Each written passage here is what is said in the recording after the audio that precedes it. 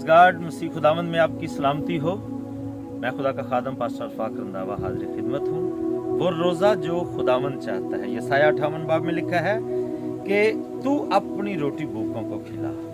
मैं जब इस बात को पढ़ रहा था तो मुझे ऐसे लग रहा था कि खुदा की बादशाही में दाखिल होना कितना आसान है। खुदावंद फरमाता है कि तू अपनी रोटी भूखों को खिला।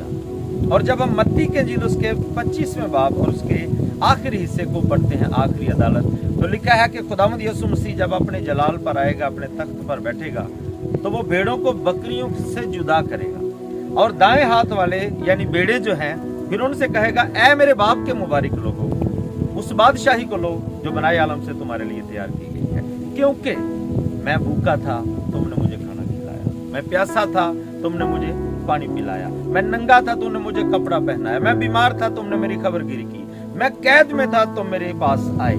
और वो कहेंगे कि ऐ खुदाम, कब तू भूखा था और हमने तुझे खाना खिलाया, प्यासा था, हमने तुझे पानी पिलाया, नंगा था, तुझे कपड़ा पहनाया। इस तरह के क्वेश्चन करेंगे तो खुदावंद कहेगा, जब तुमने इन छोटों में से किसी के साथ ऐसा किया तो गोया मेरे साथ। और फिर बाएं हाथ वालों से कहेगा कि ऐ मलाउनो, मेरी नजरों से दूर हो जाओ और उस आग में चले जाओ जो इब्लीस और उसके फरिश्तों के लिए बनाई गई है। तो वो भी कहेंगे क्यों? तो खुदावंद उनसे फरमाएगा, क्योंकि मैं भूखा था, तुमने मुझे खाना ना खिलाया, मैं प्यासा था, तुमने मुझे पानी ना पिलाया, मैं नंगा था, तुमने मुझे कपड़ा ना पहनाया। बिल्कुल वही क्वेश्चन जो दूसरों के साथ हुए। और वो भी आगे से कहेंगे, खुदावंद कब तू हमारे पास आया और हमने तुझे खाना ना खिलाया या पानी ना पिलाया या कपड़ा ना, या हमने तेरी खबरगिरी नहीं की, कब?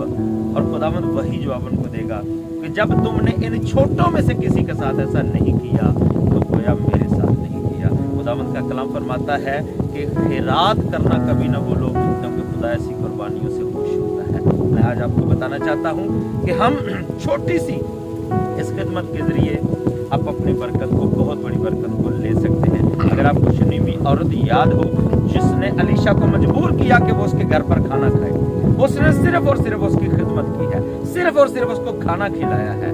और एक दिन आया कि खुदा का बंदा मजबूर हो गया और उसने कहा, इसने जो हमारी इतनी फिक्र की है, हम इसके लिए क्या करें? और उसके लिए उसने प्रोफेसाई किया कि अगले साल मौसम बहार में खुदा तुझे बेटा देगा। और खुदा ने ऐसा ही उसकी जिंदगी में किया।